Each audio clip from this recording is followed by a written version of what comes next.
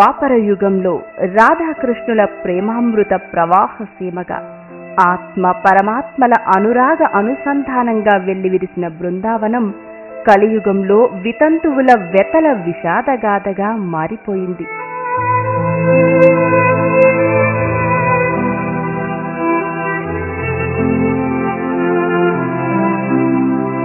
ఎదురొస్తే అపశకునం, వేడుకలకు అశుభం. బృందావనం వితంతువుల మయమైపోయింది.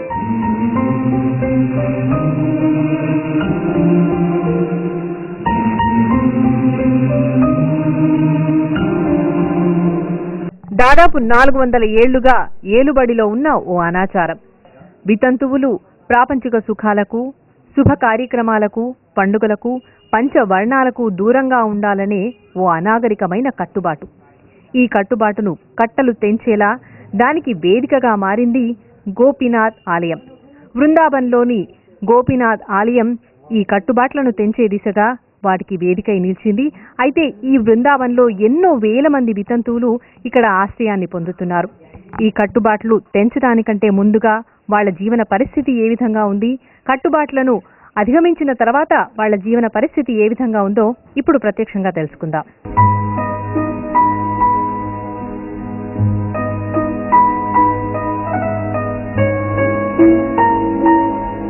బృందావన్లోని ప్రతి వీధిలో మనకి ఈ విడో మదర్స్ కి ఆశ్రయం ఇచ్చే ఆశ్రమాలు కనిపిస్తూ ఉంటాయి. ప్రస్తుతం మనం ఒక ఆశ్రమానికి వెళ్లే దారిలో ఉన్నాం.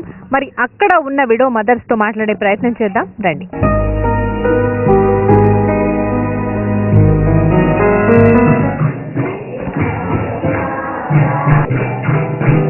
అమ్మా నమస్కార్.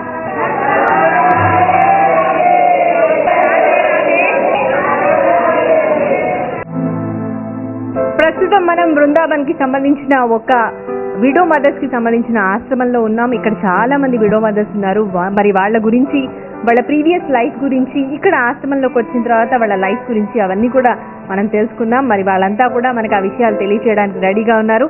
వాళ్ళతో మాట్లాడే ప్రయత్నం చేద్దాం. अम्मा आपका नाम बोलिए. मेरा नाम लक्की चट्टराज. कहाँ से आए आप? हम बंगला से आए, कलकत्ता में. अच्छा, बंगला से आके यहाँ पे हिंदी सीखे आप? नहीं, हम पहले से थोड़ा थोड़ा जानता था. अच्छा, कहाँ के रहने वाले थे बंगला में?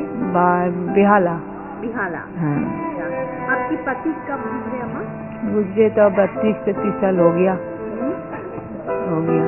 अच्छा, कैसा था आपका परिवार? परिवार ससुराल का? हाँ. ससुराल का जो था सब अच्छा था, कोई भी नहीं, लेकिन पति मेरा ठीक नहीं था. पति ठीक नहीं था. अच्छा, क्यों? तो वो बहुत ड्रिंक्स करता था और लड़ाई करता था सबके साथ, परिवार के साथ, मेरा साथ, माँ के साथ. तो माँ तो गुजर गया. तो फिर माँ, हमारा शादी के बाद 5-7 साल बाद माँ भी गुजर गया. तो कोई नहीं था. माने लड़ाई करने के किसके साथ करेगी? तो सबको साथ, भैया भाभी ये लोग को साथ भी लड़ाई करता था. किसी को साथ ऐसी भी जहाँ पर किरिया में रहती थी वहाँ पे भी लड़ाई करती थी. आपके नाम क्या है? मेरा नाम रोहिणी शुक्ला है. अच्छा, रोहिणी शुक्ला जी. मैं सीतापुर की रहने वाली हूँ और सीतापुर वो नेमसारण से आई हूँ. आप तो विधवाओं को कैसे ट्रीट करते थे पहले, आश्रम में आने के पहले? मेरे यहाँ विधवाओं को एक अभिशाप मानते थे, उनको दोषी समझते थे. ये अभागन है, मनहूस है, ये समझ करके उनको क्या कहते थे कि ये सामने ना आ जाए, कोई रंगीन वस्त्र न पहन सके. ये सामने आ जाएगी तो मेरा बना बनाया काम बिगड़ जाएगा, अशुभ हो जाएगा, अमंगल होगा. ये मेरे सामने नहीं आनी चाहिए. मेरे घर में अगर कोई शुभ कार्य हो रहा है तो इसको पहले छुपा दो, वहाँ से चली जाओ. बेचारी विधवाएं रो करके जो सुख, खुद भी उसकी चाहे भाभी हो, चाहे उसकी माँ हो, क्यों ना उसकी बहन सगी हो, क्यों ना उसकी बेटी हो, लेकिन वो उस शुभ कार्य में बेचारी नहीं बैठाई जाती. वहाँ से हट जाओ बिना कहे. अगर नहीं हो समझ आई, भूल से बैठी रही तो दूसरी आकर के आए, हटिए यहाँ से जाइए, आप जाइए, यहाँ शुभ कार्य होने वाला है. वहाँ से उनको हटा देती बेचारी. वो चली जाती। अलग वो देख नहीं सकती थी कि मेरे भाई का अच्छा सा बहू ले आ रहे हैं, बाजा बज रहे हैं, आरती हो रही है, खुशियाँ मनाई जा रही हैं, गीत हो रहे हैं, नाच गाना हो रहा है, कुछ नहीं देख सकती। उनको छुपा दो। बहुत गलत बोलते। अगर मंदिर भी जाते तो उनको साथ नहीं ले जाते, कहते तू पीछे पीछे आना। और सुहागिन अपने पति के साथ या साथ में सहेलियों के साथ चली जाती, बातें करती, हंसती गाती, और साथ में बैठकर उसको पूजा नहीं करने देते। सब सुहागिनें पहले पूजा कर लेती, उसके बाद जब वो हट जाती, भगवान से विनय प्रार्थना, आरती, भजन, पूजन करके तब वो बेचारी विधवाएं जाती मंदिर को। उनको साथ में न ले जाते न ले आते। उनसे बहुत मतलब दुखी रहने को। अगर वो हंसती हैं तो हंसने की उनके इजाजत नहीं है।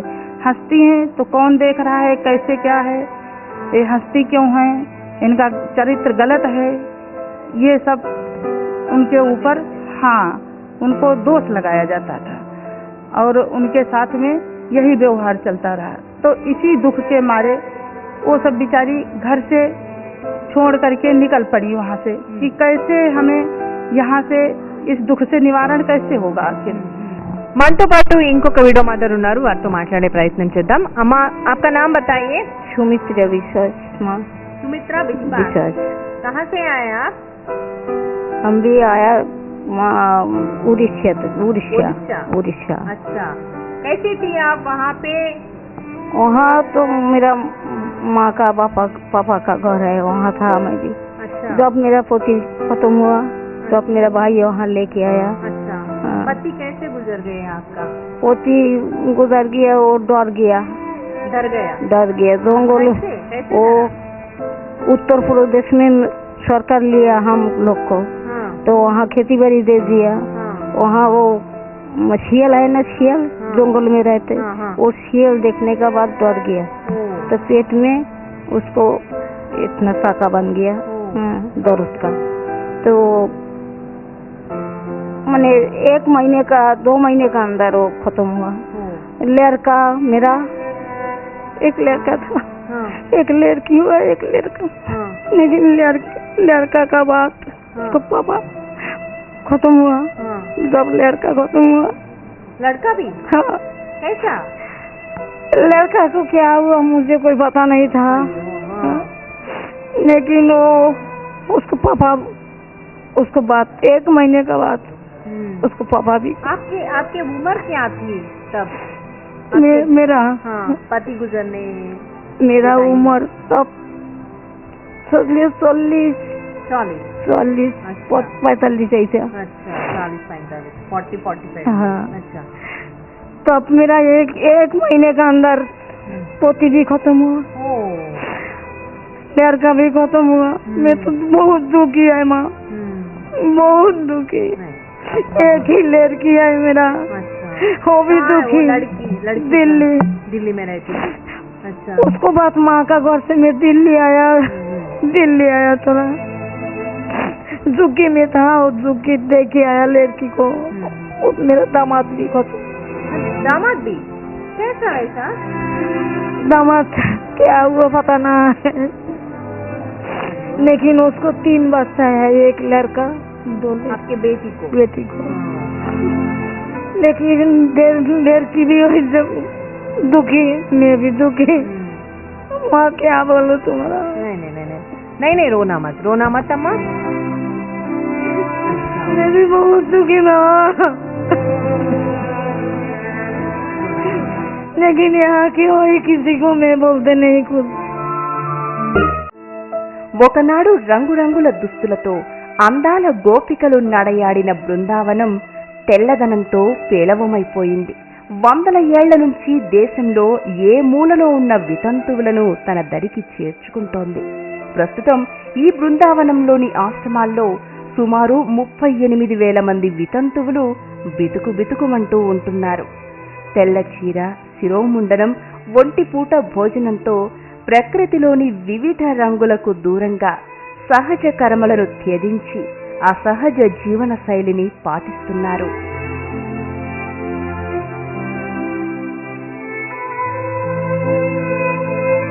अम्मा, आपका नाम बताइए. मेरे नाम कल्याणी पाल कोलेन पाल। पाल अच्छा, कहाँ से आए आप? हमें बीरभूम थे एसेছি वीरभूमि कहाँ है वो? साइथिया बीरभूमि। अच्छा, यहाँ आके कितना साल हुआ? আমাদের খুবই দুঃখ।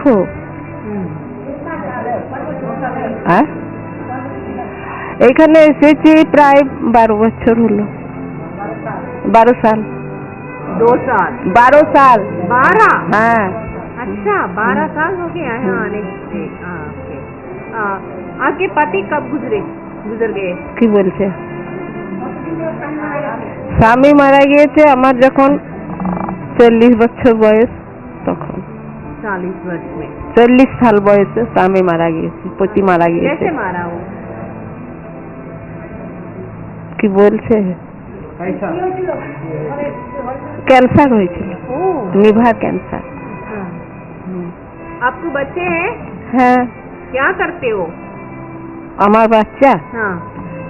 কি করবে এই লাইনে কাজ। अच्छा, इलेक्ट्रीशियन वर्क करते? अच्छा, आपको देखभाल करते हो? দেখে কিন্তু অভাব খুব। एक ही बेटा है आपका? হ্যাঁ, একই লালা। अच्छा, कहाँ है वो अब? বাড়িতে আছে। अच्छा, आप क्यों उनके साथ नहीं रहे? হ্যাঁ, ওর সাথেই আছি। हाँ। ওর সাথেই আছি, কিন্তু ও নিজের জীবিকা করবে না আমার করবে? নিজের খাবার পরিবহন করবে না আমার খাবার পরিবহন করবে? পরের বাড়ি মুড়ি ভেজেছি, পরের বাড়ি মুড়ি ভাজতে হয়। 300 গ্রাম চাউল পেয়েছি আর 200 গ্রাম মুড়ি পেয়েছি, তাই ছেলেদিকে দিয়ে নিজে তো না খেয়ে থাকতে হয়েছে, নিজে তো খানা পিনা হয় নাই। সেই দুঃখে বাড়িতে ছেলেরা করে খাক। আমি বৃন্দাবন এসে প্রথম পয়লা বৃন্দাবন এসে দেখলাম বৃন্দাবনে যাই কিছু আছে। मेरा नाम रतनिया दासी। मेरा जीवन का पहला कहानी, जो मेरा पिता माता मेरे 12 साल का उम्र में शादी दे दिया था। मैं 5 साल संसार किए हैं, इसके बाद कोई संसार नहीं किया है। इसके बाद संसार मेरे राजबिहारी को साथ में करते हैं, अभी भी कर रहे हैं। तो मेरा जीवन बहुत दुख में गया है। मेरा जीवन इतना दुख में गया है जो बोल नहीं पाते हैं, बोलने से आंसू आ जाते हैं। जो ऐसा जीवन गए हैं जो बोलने से आंसू आते हैं, जो मैं जीवन में कभी सुख नहीं किए हैं, मेरे सुख मेरे राजबिहारी अब दे रहे हैं। ఈ వితంతువులు పొద్దున్నే సూర్యోదయం కాకముందే ఎవరికంటా పడకుండా, ఏ ఇంటికి ఎదురు పడకుండా బిక్కుబిక్కుమంటూ గంగా స్నానం చేసి ఆశ్రమం చేరాలి. ఇక భోజనం, భజన, మాటామంతి, కష్టం, సుఖం అన్నీ ఆ ఆవరణలోనే, తోటి వితంతువులతోనే. 15 ఏళ్ల పసి పిల్లల నుంచి కాటికి కాళ్ళు చాపిన వృద్ధుల వరకు అందరూ కలిసే ఉంటారు. అందరిది ఒకే రకమైన జీవన విధానం. ఒకరిని చూస్తే ఒకరికి ఎక్కడలేని నిస్పృహ, నిర్లిప్తత. శాంతికి ప్రతిరూపం తెలుపు అంటారు. కానీ ఇక్కడ ప్రశాంతతను భగ్నం చేసే పాత్ర ఆ రంగుది.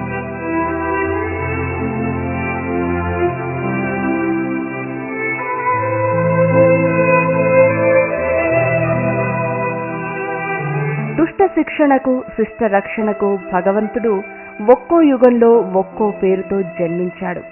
ద్వాపర యుగంలో శ్రీకృష్ణుడిగా పుట్టి దుష్ట శిక్షణ, శిష్ట రక్షణ చేశాడు. పాపం పండినప్పుడు అతడు ఏదో రూపంలో వస్తాడు. మగమహారాజుల దురంతాల కోరలలో నలిగిపోతున్న, దురాచారాల పిశాచాల నీడలో మలిగిపోతున్న వితంతువుల ముఖాల్లో చిరునవ్వులు పూయించడానికి 3 ఏళ్ల క్రితం సులభ్ ఇంటర్నేషనల్ అనే స్వచ్ఛంద సంస్థ రూపంలో వచ్చాడు. ఈ నల్లనయ్య వితంతువులను వేధిస్తున్న దురాచారం తెల్లబోయేలా చేశాడు. వేల సంఖ్యలో ఉన్న వితంతువులకు అందరిలా హాయిగా ప్రకృతిలోని అన్ని వర్ణాలను ఆస్వాదిస్తూ జీవించే హక్కు ఉందని తెలియచెప్పాడు. 3 ఏళ్ల క్రితం హోలీ నాడు హోలీ హోలీరా హోలీ చెమ్మకేళిరా హోలీ అంటూ ఆ వితంతువులు పాడుకునేలా చేసింది సులభ్ ఇంటర్నేషనల్ సంస్థ. వితంతువుల మీద రంగులు చల్లింది. శూన్యంలో రంగుల వెలుగులు చూశారు అక్కడి స్త్రీమూర్తులు. ఆ ఇంద్రధనుసు వాళ్లకు కొత్త జీవితం మీద ఆశను పెంచింది. ఉక్కిరి బిక్కిరయ్యారు. బృందావనంలోని గోపీనాథుడితోనే హోలీ ఆడాలని ఆరాటపడ్డారు. बहुत अच्छा हुआ था, कपड़ा भी दिया, नया नया कपड़ा पहन के आओ होली खेलो, बहुत अच्छा लग रहा है। పసుపు, ఎరుపు, నలుపు, నీలం, ఆకుపచ్చ, వంకాయ మొదలైన రంగుల పిచికారీలో తడిసి ముద్దయ్యారు. బృందావనం మళ్లీ కొత్త శోభను సంతరించుకుంది. ఆ వసంత కేళిలో కృష్ణుడితో ఆడి పాడి అలసిపోయారు. ఎవరి సంతోషాలను ఎవరు హరించగలరు? ఎవరూ ఎవరికి అశుభం కారు, అపశకునం ఊసేలేదు. పుట్టిన ప్రతి జీవి ప్రకృతి ఒడిలో పరవశించాల్సిందే, తాను అందరి జీవితాల్లో నిండాల్సిందే అన్న కృష్ణతత్వాన్ని బోధించడానికే వచ్చింది వసంతం. అందుకు నేటి బృందావనం ఆ గోపీనాథుడి సాక్షిగా రక్షాబంధన్ కనుల పండుగగా జరిగింది.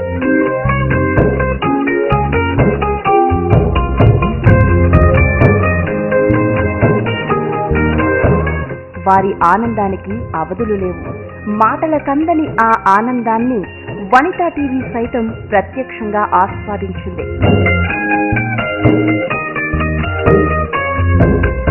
ప్రస్తుతం మనం మధురలోని బృందావనంలో ఉన్న గోపీనాథ్ ఆలయంలో ఉన్నాము. మరి ఇక్కడ ఎన్నో వేల మంది వితంతువులు ఎంతో వైభవంగా రక్షాబంధన పండుగని జరుపుకుంటున్నారు. మామూలుగా అయితే వితంతువులకు కనీసం ఆలయ ప్రవేశం కూడా లేని పక్షంలో అటువంటి పరిస్థితుల్లో వాళ్ళు ఒక పండుగను అందులోనూ ఆనందోత్సాహాలతో జరుపుకోవడం అనేది ఇక్కడ మాత్రమే జరుగుతున్న చర్యగా మనం అనుకోవచ్చు. అయితే దీనంతటికీ కారణం మనం ఒక సోషల్ సర్వీస్ ఆర్గనైజేషన్ అని చెప్పుకోవచ్చు. అది Sulabh international social service organisation.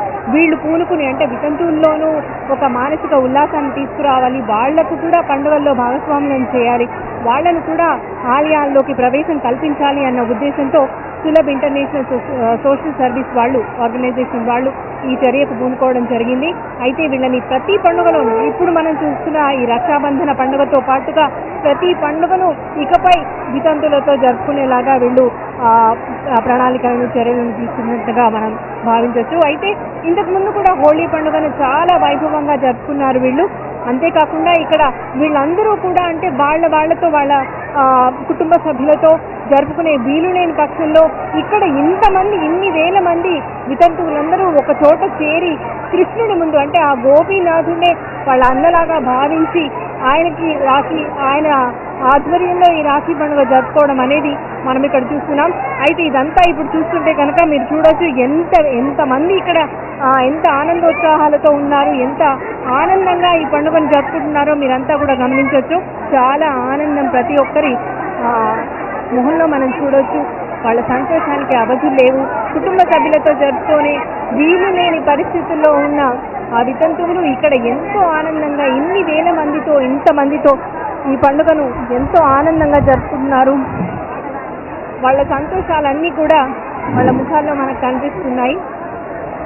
So ఇంత ఆనందంగా వాళ్ళు ఈ పండుగను జరుపుకోవడం కేవలం అది Sulabh international social service organization వల్లనే సాధ్యమైంది అని చెప్పొచ్చు. సో ఇప్పుడు వీళ్ళందరూ కూడా చూస్తున్నారు కదా, వాళ్ళంతా కూడా ఎంత సంతోషంగా ఈ పండుగను జరుపుకుంటున్నది మనం చూడొచ్చు.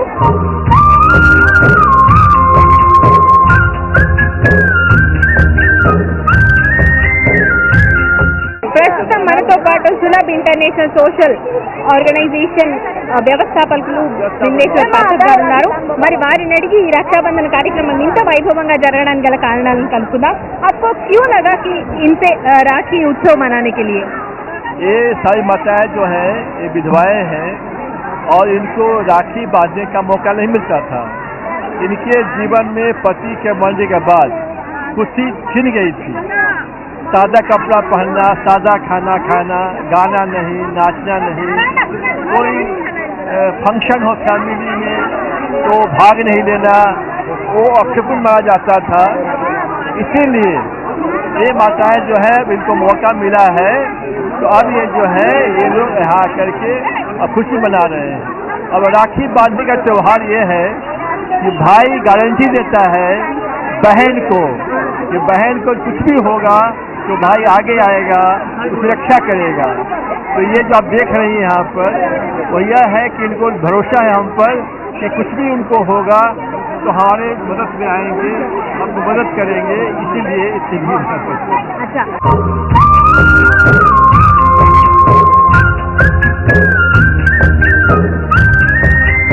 బృందావనంలో నేడు ఆశ్రమాల్లో తలదాచుకుంటున్న వీరంతా ఎంతో హాయిగా జీవితాన్ని గడుపుతున్నారు. బిందేశ్వర్ పాఠక్ రాకతో తమ జీవితాలు పూర్తిగా మారాయని ఆనందాన్ని వ్యక్తం చేస్తున్నారు. सुलभ के आने के बाद कैसा लगा? अच्छा लगा हमको। पहले कैसे थी? बहुत ही अच्छा, पहले भी हमें अच्छा लगा, हमें भी अच्छा लगा। हमारा बाबा हमारा भाई बंधु हमारा बाप है। हाँ, बहुत अच्छा है हमारा बाबा।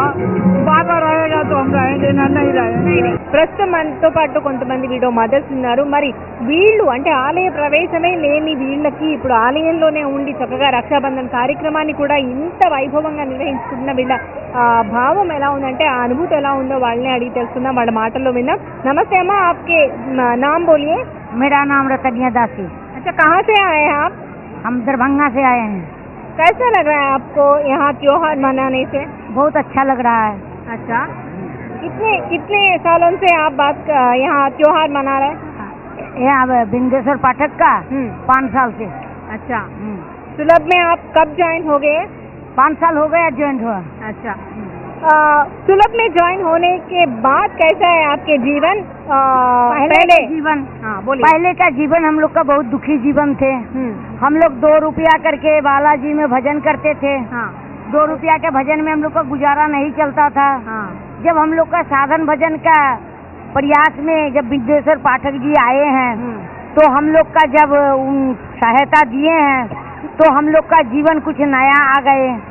तो नया जब आ गए तो हम लोग सोच के देख लिया कि नहीं, ये जीवन तो हम लोग का किशोरी जी का जीवन है, हमारा लाडली का जीवन है। तो हम लोग बिंदेश्वर पाठक का कन्हैया रूप से हम लोग उनको दर्शन करते हैं। अभी भी उनको कन्हैया रूप से ही दर्शन करके गोपी भाव से उनको सेवा करते हैं। गोपी भाव से हम लोग उनको हर चीज चाहते हैं। हरे कृष्ण कृष्ण कृष्ण हरे हरे, हरे राम राम राम हरे हरे। हरे कृष्ण कृष्ण कृष्ण हरे हरे, हरे राम राम राम हरे हरे। చూశారు కదండి, మధురలోని బృందావనంలో ఉన్న వితంతువుల పరిస్థితిని. వాళ్ళంతా కూడా తాము వితంతువులము అన్న విషయాన్ని మర్చిపోయి ఎంతో సంతోషంగా మామూలు స్త్రీలలాగా వాళ్ళ జీవితాన్ని గడుపుతూ ఇక్కడ చక్కగా హాయిగా ఉన్నారు. అయితే ఈ అనాచారం, ఈ అనాగరికమైన కట్టుబాట్లు ఇంకా దేశంలోని ఎన్నో ప్రాంతాల్లో రాజ్యమేలుతూనే ఉన్నాయి. వితంతువులు కూడా మామూలు స్త్రీలేనని, వాళ్లకు ఎన్నో ఆనందాలు, సంతోషాలు, కోరికలు ఉంటాయని గ్రహించి వాళ్లను మామూలు స్త్రీలలా చూసి జనజీవన స్రవంతిలో వాళ్లను భాగస్వాములను చేసి ఇంకా ఇలాంటి అనాగరికమైన కట్టుబాట్లను తెంచాలని కోరుకుంటోంది వనితా టీవీ.